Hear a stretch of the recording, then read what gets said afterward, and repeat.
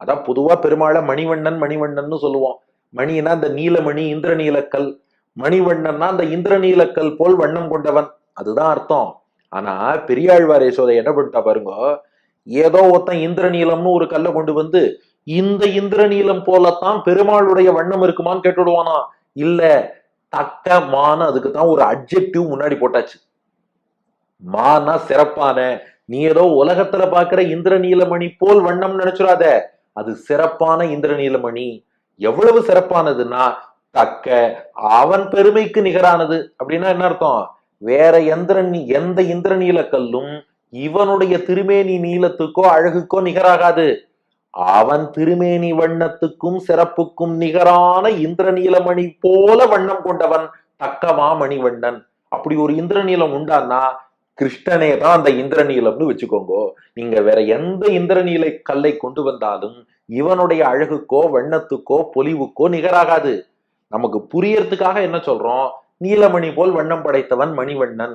அதுக்காக ஏதோ மணி நினைச்சுடாதீங்கோ. தக்க மா, மானா சிறந்த, தக்க மா, அவனுக்கு ஏற்றபடி சிறந்திருக்கக்கூடிய மணிவண்ணன். அப்படிப்பட்ட நீலமணி போல் வண்ணம் படைத்தவன். வேணா தேடி பார்த்துக்கோங்க, எங்க கிருஷ்ணனுக்கு நிகரான பெருமை கொண்ட தக்க மா மணி அப்படி நீலமணி இருக்கா? தேடி பாருங்க. இல்ல, அப்ப அந்த நீலமணியே கிருஷ்ணன் தான் வச்சுக்கோங்க. அவனுக்கு நிகர் அவன் தான். தக்கமா, அவனுக்கு தகுதியான பெருமை கொண்ட மணிவண்ணன், நீலமணி போல் வண்ணம் கொண்டவன் வாசுதேவன். அவன் யாருக்கு மகனாக தோன்றினான்? வசுதேவருக்கு மகனாக தோன்றியதாலே வாசுதேவன் அழைக்கப்படுறான். அந்த யசோதைக்கு இப்ப இந்த ரகசியம் தெரியாது, பெரியாழ்வார் யசோதைக்கு நன்னா தெரியும். எதுக்கு அவனை வாசுதேவன் குறிப்பிடுறான்னா, அவ அப்பா வசுதேவர் மீது அவ்வளவு அபிமானம் வச்சிருக்கானா கண்ணபிரான்.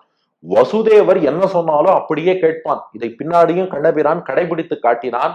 கண்ணன் முதல்ல அவதரித்த காலத்திலும் கூட வசுதேவரும் தேவகியும் கிருஷ்ணனை பார்த்து, என்னப்பா நீ பாட்டுக்கு 4 கை சங்கு சக்கரத்தோட இப்படி வந்துட்டியே, இந்த எக்ஸ்ட்ரா கை சங்கு சக்கரம் இதெல்லாம் மறைச்சுக்கோனா. உடனே கேட்டான், ஏய், உங்க அப்பா வசுதேவருக்கு அடங்கி நடக்கக்கூடிய வசுதேவர் மகன் வாசுதேவன் தானே நீ? அப்போ இந்த வளர்ப்பு தாய் பெரியாழ்வார் யசோதை சொன்னா என் பேச்ச கேட்க மாட்டியா? தளர் நடை நடவானோ. இப்ப தளர் நடை நட. ஆனா எப்படி நடக்கணும்னா, உன் பின்னழகை நாங்கள் ரசிக்கும்படியாக நடந்து போ.